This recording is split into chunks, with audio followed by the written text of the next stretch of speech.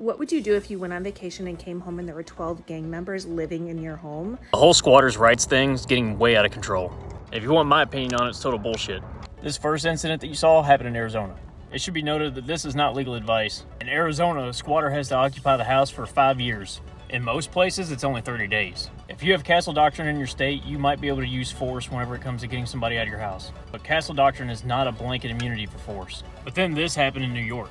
Right now? Being arrested. For what? For being in my own. Me personally, I think I would have my own way of handling this situation. If this is already happening to you, there's only really one right way of going about it. And unfortunately, that means going through the eviction process. A lot of police officers don't want to touch these situations because they don't want to get in trouble themselves. So, here's some tips on how to prevent it from happening at all. First thing is doorbell cameras. I like Google, $60 a year and you can get 30 days worth of cloud storage. They'll also alert you if you have somebody coming up to your door. If you can't afford to pay for a security system, get some of these.